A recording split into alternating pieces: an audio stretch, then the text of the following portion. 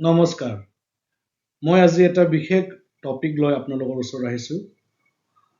মই কথা পাতিব বিচাৰিছোঁ যে আমাৰ সেই ল'ৰা ছোৱালীসকলে যোনে স্কুলত যায় তাহাঁতৰ এটা সময় আহিছে যোনটো কোৱা হয় ছামাৰ ব্ৰেক। তো সেই ছামাৰ ব্ৰেকত আমাৰ ল'ৰা ছোৱালীসকলে ঘৰত থাকি বহুত সময় আহ, কেতিয়াবা নষ্ট কৰে। মোবাইল চাই বা এনে ঘূৰি ফুৰি থাকে। কিন্তু সেই সময়টো আমি কেনেকৈ প্ৰডাক্টিভ ইউজফুল কৰিব পাৰিম সেইটোৰ কথাটো লৈ আমি অলপ আলোচনা কৰিম আজি। প্ৰথমতে মই কথা ক'ব বিচাৰিছোঁ সেই মোবাইল ফোন ইউজ কৰাৰ ওপৰত। তো কেনেকুৱা আমি বেলেঞ্চ কৰিব পাৰোঁ বা আমি কেনেকুৱা সেই মোবাইল ফোনৰ ব্যৱহাৰটো বা পজিটিভলি ল'ব পাৰিম সেই বিষয়টো লৈ আমি অলপ আলোচনা কৰিম। তো আজিৰ ভিডিঅ'টো সেই তাৰ বিষয়ে আমি অলপ আলোচনা কৰি ল'ম। প্ৰথমতে মই আহ, এটা ৰিপৰ্ট বা ষ্টেটিষ্টিক্স দেখাবলৈ চেষ্টা কৰিম আপোনালোকক। প্ৰথম সেই ষ্টেটিষ্টিকটো চাই ল'ব আপোনালোকে। সেইখন ষ্টেটিষ্টিক্স কে দেখুৱাই আমি এতিয়া চাওঁ। So' as per the association of American publishers, এইটো এটা ৰিপৰ্ট হয় 2023 ওলাইছে। কোৱা হৈছে যে 53% of the children use smartphone, আৰু নিজৰ এটা স্মাৰ্টফোন থাকে 11 বছৰ হোৱাৰ লগে লগে। নিজৰ এটা থাকে। আৰু যিমান আমাৰ ল'ৰা ছোৱালী টিনেজাৰ্ছ হয় বা 13 বছৰৰ পৰা 19 বছৰলৈকে হয়, তাহাঁতে প্ৰায় 7 ঘণ্টামান মোবাইলত ব্যস্ত হৈ থাকে। আৰু তাতকৈ 12 বছৰকৈ সৰু, ধৰি লওক কেতিয়াবা 3 বছৰ হ'ব পাৰে, কোনোবা 4 বছৰ, 5 বছৰ বা 2.5 বছৰ, তাহাঁতেও বহুত মোবাইল ফোন ইউজ কৰে বা বহুতে মোবাইল ফোন ইউজ কৰে। তো সেইটোৰ আমাৰ ৰিপৰ্টৰ মতে 68% of the children below the age of 12 use mobile phone, and they use minimum of 4 hours daily during breaks. মানে এনেকুৱা ছামাৰ ব্ৰেক হ'লে প্ৰায় তাহাঁতে 4-5 ঘণ্টামান মোবাইল ফোন ইউজে কৰা হয়। তো সেইকাৰণে এইটো এটা বহুত এলাৰ্মিং এটা ডাটা বা ৰিপৰ্ট। আমি নিজে এজ এ গাৰ্জেন বহুত কনচিয়াছ হ'ব লাগিব। তো বেছি দিবলৈ যোৱাৰ আগত মই আপোনালোকক এটা আৰু ভিডিঅ' দেখাবলৈ চেষ্টা কৰিম। প্ৰথম আপোনালোকে সেই ভিডিঅ'খন চাই ল'ব।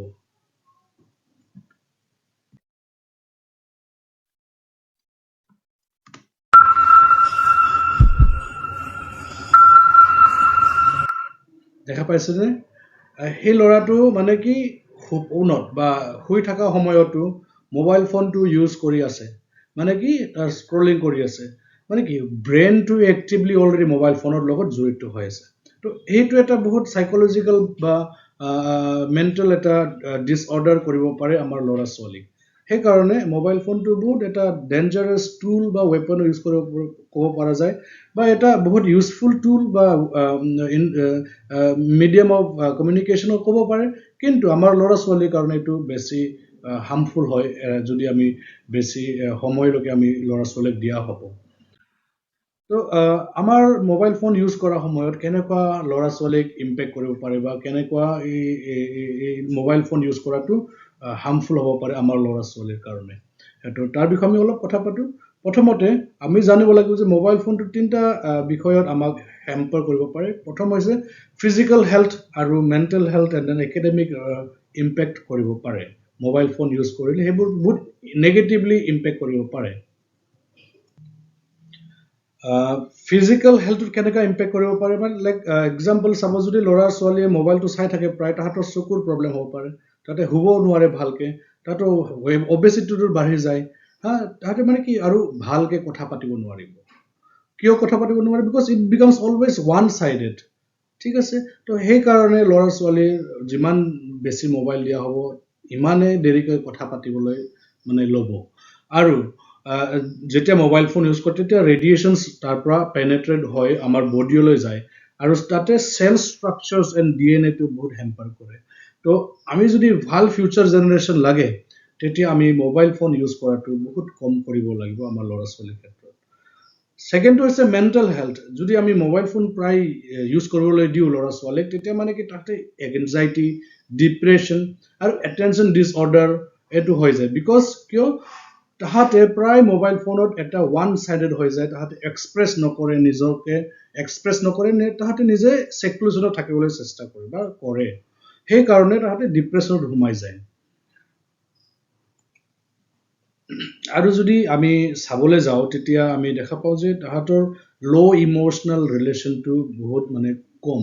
ইমোশনাল ৰিলেশ্যনশ্বিপ যোনটো হয় আমি ধৰি লওক যেতিয়া সৰুকালত আমি আমাৰ মা দেউতাৰ লগত বহুত এটা সম্পৰ্ক আছিলোঁ বা আমি বেছি মোবাইলৰ লগত জড়িত নাছিলোঁ সেইকাৰণে আমাৰ relationship with our parents are very much strong and bonding তো আমাৰ যোনটো এতিয়া ল'ৰা ছোৱালীৰ তাহাঁতে মানে বেছি ইম্পৰ্টেঞ্চ নিদিয়ে physical relation with the parents বা যোনটো আমাৰ মৰম বা যোনটো ধৰি লওক কেয়াৰ বা কাইণ্ডনেছ এই গোটেইবোৰ আমি ল'ৰা ছোৱালীৰ পৰা কমকৈ দেখা পোৱা যায় নেক্সটটো হৈছে ইম্পালচিভ বিহেভিয়াৰ চব মানে ইনষ্টেণ্টলি লাগে তাহাঁতক ধৰি লওক বিকজ মোবাইল ফোনত যেতিয়া প্ৰেক্টিচ হৈ যায় যে এইটো চাইছিলে সেইটোৱে লাগিছিলে সোনকালে পাই যায় তো সেইটো কাৰণে তাহাঁতে মানে কি বহুত সোনকালে ৰিজাল্টটো পাবলৈ চেষ্টা কৰে তো তাহাঁতৰ বহুতখিনি প্ৰব্লেম হৈ যায় আৰু কথাটো হ'ল কি এতিয়া যদি একাডেমিক ইম্পেক্টটো চাবলৈ যাওঁ তাহাঁতৰ ফ'কাছ নহয় because they cannot have that creativity they cannot have that reasoning they cannot have that logical analysis in the brain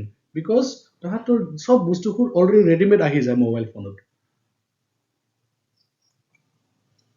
চ' সেই বস্তুটো বহুত সোনকালে বা ৰেডিমেড য'ত সোনকালে আহি যোৱাৰ কাৰণে তাহাঁতে কি হয় এটা পেচেঞ্চ লেভেলটো নাইকিয়া হৈ যায় আৰু তাহাঁতে ক্ৰিয়েটিভিটিটো নাইকিয়া হৈ যায় because the brain which the child is having is very much fresh and they are always like the green plants and they like the plant that has to be planted outside যদি তাহাঁতক বেছি আমি বাহিৰলৈ লৈ যাওঁ বা যদি আমি তাহাঁতক বেছি এক্সপ'জ কৰোঁ প্লেটফৰ্ম মানুহৰ লগত কথা পাতিবলৈ দিওঁ তেতিয়া বেছি গ্ৰ' হ'ব তো সেইটো কাৰণে আমাৰ ল'ৰা ছোৱালীবোৰক আমি লৈ যাব লাগিব কথা পাতিবলৈ শিকিব লাগিব শিকাব লাগিব তো সেইকাৰণে তেতিয়াহে আমাৰ ল'ৰা ছোৱালীবোৰ গ্ৰ' হ'ব নহ'লে আমাৰ ক্ৰিয়েটিভনেছ বা যোনটো ৰিজনিং বা কোনটো লজিকেল এনালাইচিছ ল'ৰা ছোৱালীৰ হ'ব লাগে সেইটো নহয় সেইকাৰণে আমি কি কৰিব পাৰোঁ সেই টাইম স্ক্ৰীনটো ৰিডিউচ কৰিবৰ কাৰণে আমি কিছুমান চেকলিষ্ট বনাব লাগিব আমি চেকলিষ্ট বনালেহে আমি লাহে লাহেকৈ আমাৰ ল'ৰা ছোৱালীবোৰক সেই মোবাইল ফোনৰ এক্সেচিভ ইউজৰ পৰা আঁতৰাব পাৰিম প্ৰথম চেকলিষ্টটো হৈছে আমি কি হয় লিমিট ছেট কৰিব লাগিব আমি ধৰি লওক হাফ এন আৱাৰ বা এঘণ্টালৈকে আমি মোবাইল ফোনটো ইউজ কৰিবলৈ দিম ল'ৰা ছোৱালীক মই নকওঁ যে একদমবাৰে ইউজ কৰিব নিদিব একবাৰতে কিন্তু লাহে লাহেকৈ আমি সময়টো কাট খাই দি থাকিব লাগিব তো ঠিক তেনেদৰে এইটো কৰিলেহে আমি চেকলিষ্টটো যদি ফ'ল' কৰোঁ টাইম ছেট কৰিব লাগিব লিমিট ছেট কৰিব লাগিব তেতিয়াহে আমাৰ ল'ৰা ছোৱালীবোৰে তাৰ ইম্পৰ্টেঞ্চটো পাই যাব যে আমি নহয় মোবাইল ফোনটো বেছি প্ৰয়োজন নহয় আমি নিজৰ কিতাপ পঢ়া শুনাত বেছি প্ৰয়োজন দিব মানে সময় দিব লাগিব তো কথাটো হ'ল নেক্সট যদি আমি তাহাঁতক আঁতৰাই দিওঁ মোবাইলৰ পৰা তাৰ বিপৰীতে কি কৰিম কি অল্টাৰনেটিভ এক্টিভিটি আছে আমাৰ তো ধৰি লওক আমি ড্ৰয়িং কৰিম বা প্লে কৰিম বাহিৰলৈ যাম বা আমি গল্প কৰিম তো এনেকুৱা আমি এটা অল্টাৰনেটিভ এক্টিভিটি আমি ডিজাইন কৰিব লাগিব ল'ৰা ছোৱালীৰ কাৰণে নেক্সট হ'ল আমি টেক ফ্ৰী জ'ন য'ত আমি মোবাইল ফোন ইউজ লৈ নাযাওঁ বা মোবাইল লেপটপ লৈ নাযাওঁ তো এনেকুৱা এটা জাগা বা ব্যৱস্থা কৰিব লাগে ঘৰতে যে তাহাঁতে তেতিয়া আমি এটা ৰেচপেক্ট এটা থাকে চবৰ কাৰণে ফৰ এক্সাম্পল মই ক'ম যদি আমি ডাইনিং হলত কোনো মোবাইল ফোন লৈ নাযাওঁ বা আমি কথা পাতোঁ চবৰ লগত ঘৰৰ পৰিয়ালৰ লগত ঠিক তেনেদৰে আমি যদি এটা নিজকে এটা জ'ন কৰি লওঁ যে আমি মোবাইল ফোন ইউজ নকৰোঁ এইটো জেগাত তেতিয়া আমি ল'ৰা ছোৱালীকো ক'ব পাৰিম লগতে চবতকৈ মষ্ট ইম্পৰ্টেণ্ট পইণ্টছটো হৈছে কেনেকুৱা যে আমি এক্সাম্পল লগত আমি ল'ৰা ছোৱালীক শিকাব লাগিব আমি যেনেকুৱা খোজকাঢ়োঁ আমি যি কথাবোৰ কওঁ আমি যি কাপোৰ পিন্ধোঁ ঠিক আছে এই গোটেইবোৰ আমাৰ ল'ৰা ছোৱালীয়ে আমাক চাইহে শিকে সেইটো কাৰণে আমি নিজে এক্সাম্পল হ'ব লাগিব আমি বেছিভাগ মোবাইলতে যদি ব্যস্ত হৈ থাকোঁ তেতিয়া আমাৰ ল'ৰা ছোৱালীয়ে নিশ্চয় আমাৰ পৰা শিকিব আৰু যোনটো আমাৰ ল'ৰা ছোৱালীৰ ভৱিষ্যতটোত বহুত বেয়া এটা পৰিৱেশ সৃষ্টি হ'ব পাৰে সেইকাৰণে আমি নিজে এটা লিভিং এক্সাম্পল হ'ব লাগিব আমাৰ ল'ৰা ছোৱালীৰ কাৰণে যে মোবাইল ফোনটো আমি ল'ৰা ছোৱালীৰ ওচৰত বেছিভাগ ইউজ নকৰোঁ বা যদি ইউজো কৰে অফিচিয়েল বা কেতিয়াবা কামৰ কাৰণে আমি নিজৰ এটা নিৰ্দিষ্ট জেগাত আমি ইউজ কৰিবলৈ চেষ্টা কৰিব লাগিব এইটো কম পৰিমাণত যিমান সময় লাগে সিমানখিনিহে